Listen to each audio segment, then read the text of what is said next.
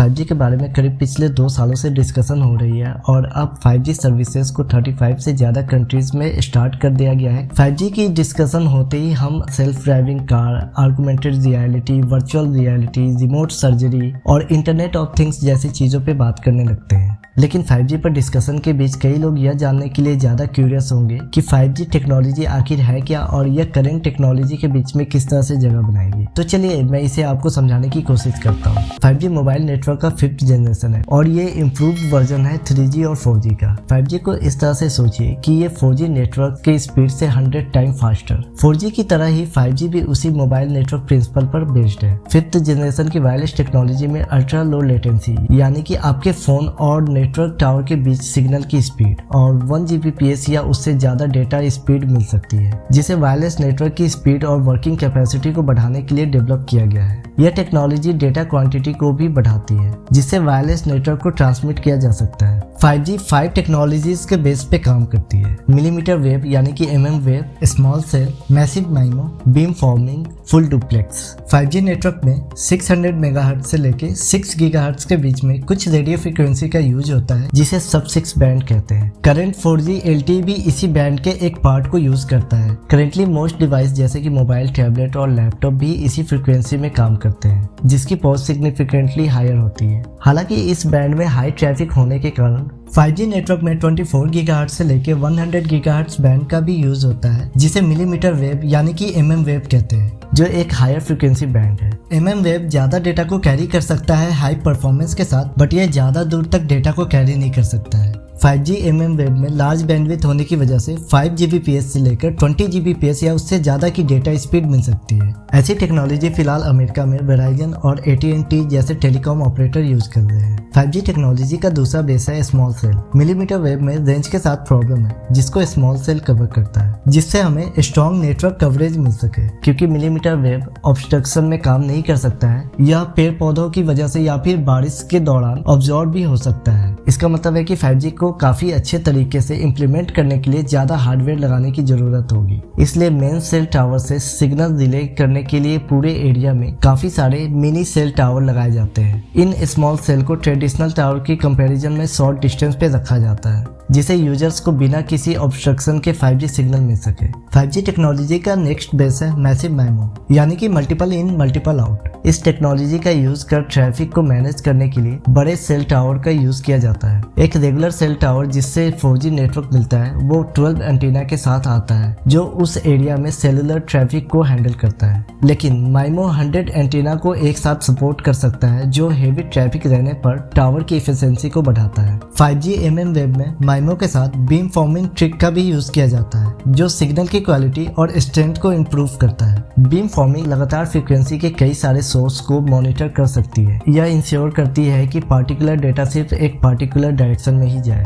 इसके लिए आपको new 5G phones, tablet, portable hotspot जैसी डिवाइस चाहिए होगा, जो न्यू 5G नेटवर्क के साथ कनेक्ट हो पाए। Full duplex same frequency band में एक साथ डेटा को ट्रांसमिट और रिसीव करने में हेल्प करता है। लैंडलाइन टेलीफोन और शॉर्ट वेव रेडियो में इस तरह की टेक्नोलॉजी का यूज होता है। यह टू वे स्ट्रीट की तरह है, जो दोनों तरफ से सेम ट्रैफिक को भेजता है। जरा सोचिए, आप फुल HD मूवी डाउनलोड करने गए और 3 सेकंड के अंदर वो डाउनलोड हो गया। सो इतना ही फास्ट होने वाला है 5G network. 5G traffic capacity और नेटवर्क एफिशिएंसी में 20 Gbps की स्पीड देने में कैपेबल है। इसके अलावा MM वेव के साथ आप 1 मिलीसेकंड की लेटेंसी पा सकते हैं, जो इंस्टेंट कनेक्शन एस्टेब्लिश करने और नेटवर्क ट्रैफिक को कम करने में हेल्प करता है। 5G नेटवर्क ऐसी स्पीड देगा जिससे डाउनलोड्स और स्ट्रीमिंग बिना किसी डिले के हो पाएंगे। कार्स एक दूसरे से कम्युनिकेट कर पाएंगे, जिससे एक दूसरे से टकराने से बचे। Augmented reality, virtual reality finally बिना किसी डिले के रियल टाइम रिस्पॉन्स कर पाएंगे, जिससे रियल टाइम में ऑगमेंटेड रियलिटी को एक्सपीरियंस कर सकते हैं। इससे ऑगमेंटेड रियलिटी पे काम करने वाले हार्डवेयर के डेवलपमेंट में भी हेल्प मिलेगी। यह technology virtual reality, automatic driving और इंटरनेट ऑफ थिंग्स के लिए बेस बनने जा रहा है।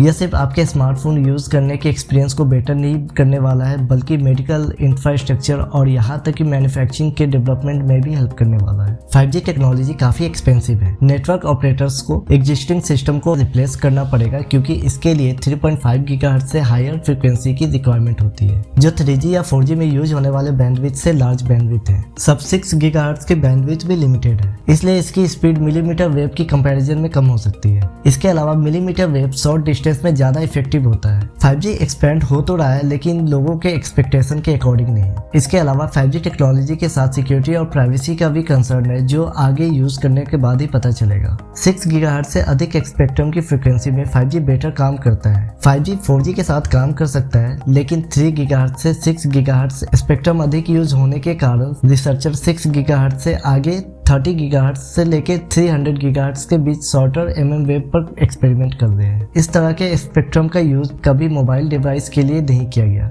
इस स्पेक्ट्रम में जाने का मतलब है मोबाइल डिवाइस के लिए अधिक बैंडविड्थ मिलना। 5G NR यानी कि न्यू रेडियो और 5G AT&T proprietary LTE advance network यानी कि 4G नेटवर्क पे काम करते हैं, लेकिन ये mm वेव की तरह फास्ट नहीं है, जिसका मतलब है कि 1 Gbps से अधिक की स्पीड के लिए नए हार्डवेयर लगाने होंगे। 5G network based smart city में ऑलमोस्ट सभी चीजें एक दूसरे से कनेक्टेड होंगी। कार, बाइक, ट्रैफिक सिग्नल, ये सब कनेक्ट हो पाएंगे 5G नेटवर्क से। और शायद एक दिन आपके घर के वाईफाई डिवाइस सीधे वायरलेस ISP से कनेक्ट करने के लिए 5G का यूज कर सकता है। 5G के बारे में सेफ्टी कंसर्न सामने आया सेलुलर रेडियो वेव को लेकर। अमेरिका के कुछ सिटी में हेल्थ क्वेश्चन को सामने लाया गया 5G के माइक्रोवेव फ्रीक्वेंसी के यूज को लेकर। 5G नेटवर्क्स के लिए लार्ज नंबर में स्मॉल सेल यानी कि बिग टावर के स्मॉल वर्जन को इंस्टॉल किया जाता है हमारे घर के आसपास जो इलेक्ट्रिसिटी पोल है उन पर। सुनने में ऐसा लगता है कि हमारे आसपास बहुत सारे माइक्रोवेव ओवन के डोर को ओपन करके माउंट कर दिया गया है इलेक्ट्रिसिटी पोल पर। इनफैक्ट माइक्रोवेव कोई नई बात नहीं है। माइक्रोवेव रेडिएशन पहले से ही हमारे आसपास मौजूद है, जैसे कि आपके करंट स्मार्टफोन,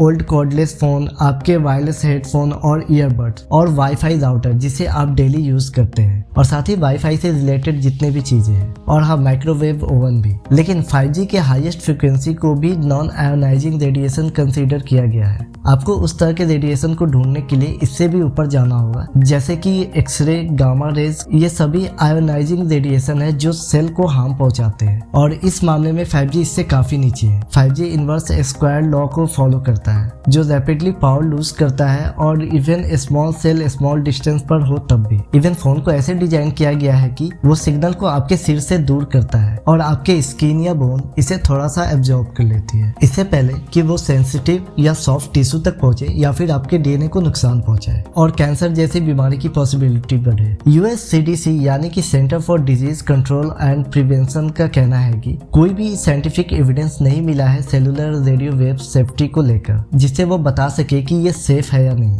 या हार्मफुल है सेल के लिए, चाहे 3G, 4G या फिर 5G टेक्नोलॉजी की बात करें। सो दोस्तों बस फिलहाल इस वीडियो में इतना ही। अगर आपको ये वीडियो पसंद आई है तो आप इस वीडियो को लाइक कीजिए, शेयर कीजिए और इस चैनल को सब्सक्राइब करना मत भूलिएगा। आपका ये वीडियो देखने के लिए बहुत बहुत धन्यवाद।